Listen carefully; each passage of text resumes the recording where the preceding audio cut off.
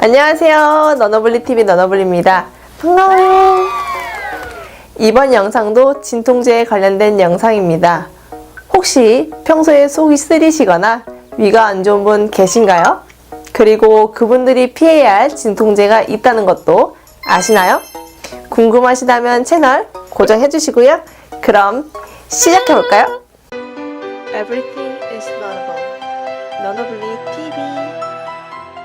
이 영상에서 나오는 내용들은 신뢰할 수 있는 논문이나 문헌을 참고하여 제작되었습니다. 제 영상을 보시다가 질문이 있거나 출처가 궁금하신 분들은 아래 댓글을 남겨주시거나 메일로 문의 주시면 감사하겠습니다. 너너블리와 이야기 어때? Hi there, I'm Lovely. My channel is provided with English subtitles. If you need, please turn on the caption and enjoy it. Thanks! 약국에서 구입할 수 있는 진통제는 크게 타이레놀린, 아세타미노펜과 엔세이드 계열의 약이 있습니다. 여기서 엔세이드라는 용어가 조금 생소하실 텐데요. 논스테로이달 엔티인플라메토리 드럭스의 약자로서 비스테로이드성 항염증약, 즉 스테로이드가 아니면서도 염증을 낫게 하는 약이라는 뜻인데요. 이 점은 아세타미노펜, 즉 타이레놀과 차이를 나타내는 부분이기도 합니다. 따라서 타이레놀은 진통제, 엔세이드 계열은 소염 진통제라고 분류하기도 하는데요. 이 계열의 약으로서 많이 알려진 것들은 이부프로펜, 덱시부프로펜, 나프록센, 아스피린 등이 있는데요. 그 성분 수만 해도 거의 20가지나 넘습니다. 그리고 그 구조에 따라 6가지의 세부적인 계열로 나뉩니다. 많이 아시는 약들은 예를 들면 이젠식스, 탁센, 낙센, 여우엔, 캐로렌, 그나렌처럼 뒤에 엔세이드를 연상시킬 수 있는 N이 붙어 있는 것을 알 수 있습니다. 이 엔세이드 계열 진통제는 6시간 미만으로 단시간 동안 작용하는 숏 액팅 성분과 6시간 이상으로 작용하는 롱 액팅 성분으로 나뉘는데요. 소염 진통제로 많이 쓰이는 이부프로펜, 파스에 자주 쓰이는 디클로페낙과 케토프로펜이 단시간 작용 성분이고, 관절염에 자주 쓰이는 나프록센, 셀레콕시브, 멜록시캄 등이 장시간 작용하는 성분입니다. 그럼 지금까지는 엔세이드의 종류에 대해서 알아보았는데요. 그럼 본격적으로 왜 위가 안 좋은 사람들이 이 소염 진통제를 삼가해야 하는지 알아보겠습니다. 우리가 이 엔세이드 소염 진통제를 먹으면 몸에서 흡수되겠지요. 그 이후에 염증이 발생하는데 관여하는 사이클로옥시게네이즈, 줄여서 콕스라는 효소를 꼭 집어서 억제시킵니다. 그럼 염증이 덜 발생하겠지요. 그런데 여기서 이 소염 진통제가 일으키는 모든 문제가 발생합니다. 한번 알아볼까요? 이 콕스라는 이름을 가진 효소는 한 가지가 아닌데 구조가 유사한 효소들을 모아 이름을 붙였습니다. 콕스1, 콕스2, 콕스3. 이를 아이소자임, 다시 말해 동종 효소라고 합니다. 무늬가 유사한 효소지요. 이 콕스 효소들은 아라키돈산이라는 물질을 가지고 생체 내에 필요한 것들을 이것저것 만드는데요. 위세포를 보호해주거나 혈소판을 응집시키는 등 다양한 역할을 하는 프로스타글란딘이나 유사하게 혈액 응고에 관여하는 프로스타사이클린과 트롬복산이라는 물질들을 만들게 됩니다. 이 효소들은 적재적소에 배치되어 자신들이 해야 할 일을 열심히 하게 됩니다. 콕스1의 경우 대부분의 조직에서 정상적인 세포 활동을 조절하기 때문에 하우스키핑, 집지킴이 효소라고도 불리는데요. 위벽세포를 보호하거나 혈관의 항상성을 유지시키는 등 다양한 역할을 맡고 있지요.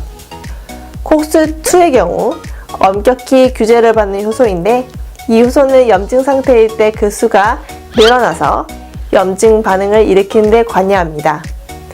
이 효소의 활성을 막는 약으로 소개드렸던 엔세이드와 스테로이드가 있습니다. 우리가 원하는 소염작용을 위해서는 콕스2만 억제시키면 효과적이겠지요? 하지만 비선택성을 가진 상당수의 엔세이드는 콕스1까지 억제시킵니다.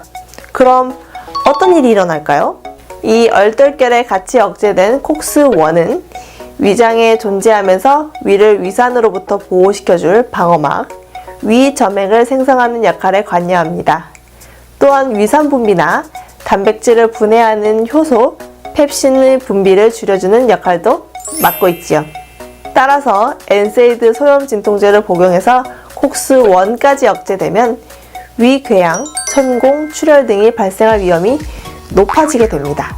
따라서 복용을 삼가하시거나 위산의 생성을 줄여주는 다른 약과 병행하여 복용해주세요. 또한 이 엔세이드 계열의 약은 혈전을 생기게 해서 심근경색이나 뇌졸중을 일으키거나 급성으로 신장 기능을 떨어뜨리는 부작용도 함께 가지고 있습니다. 그리고 가임기간, 즉 임신이 가능한 나이의 여성분들이 이 엔세이드 계열의 약을 장기 복용할 시에 약을 끊으면 회복되기는 하지만 불임을 유발할 수 있다는 논문이 2013년과 2014년에 발표된 바 있습니다. 이러한 이부프로펜이나 나프록센 등의 부작용은 약을 먹기 시작한 지 얼마 되지 않았을 때도 발생할 수 있고 복용기간이 길어질수록 부작용이 발생할 확률이 올라갑니다. 따라서 이 엔세이드 계열의 약을 드실 때에는 적은 용량을 최대한 단기간 내에만 사용할 것을 권장드립니다. 이런 엔세이드의 부작용을 줄이기 위해 콕스2의 선택성을 높인 성분들이 개발되었는데요. 셀르콕시브가 그 한 예입니다. 이 선택적 엔세이드는 위궤양이나 출혈 등의 증상을 보이는 환자분들에게 적합하죠. 하지만 이 선택성 엔세이드로 개발된 성분 중에 몇 가지가 이 약을 복용한 환자들에게 심장마비나 뇌졸중 등의 위험을 올린다는 이유로 시장에서 퇴출된 바가 있으니 뇌졸중이나 심혈관 질환이 있으신 분들은 이 약의 복용을 삼가하시는 게 좋습니다. 다음으로 엔세이드는 비선택성과 선택성 모두 혈압을 올리는 부작용이 있고 장기간의 복용에도 신독성, 즉 신장 독성도 나타나기 때문에 신장이 좋지 않으신 분들 또한 복용을 삼가해주세요. 그리고 혈전 용해제로 아스피린을 저용량으로 매일 복용하는 분들도 계시죠? 앞서 말씀드렸던 것처럼 아스피린도 엔세이드입니다. 따라서 아스피린을 복용하시는 중에 진통제로 같은 엔세이드 소염 진통제를 드시게 되면 출혈의 위험이 높아지게 되므로 조심하셔야 해요. 이렇게 다양한 부작용을 가지고 있지만 소염 진통 효과는 좋은 엔세이드. 그래서 파스 같은 척부제나 크림, 겔과 같은 제형으로 만들어지기도 하는데요. 드시는 것과 유사한 효과를 내면서 훨씬 안전하니까 참고해주세요. 자, 오늘 너너블리의 이야기 어떠셨나요? 잘만 사용하면 우리 몸을 지켜주는 약, 하지만 모든 약에는 부작용이 있는데요. 너너블리와 꼼꼼하게 따져보고 건강한 하루 보내셨으면 좋겠습니다. 구독과 좋아요, 알림 설정 부탁드리고요. 너너블리의 이야기 어때? 다음 편을 기대해주세요. 지금까지 시청해주셔서 감사합니다. 너너블리TV 너너블리였습니다. 다음에 또 만나요.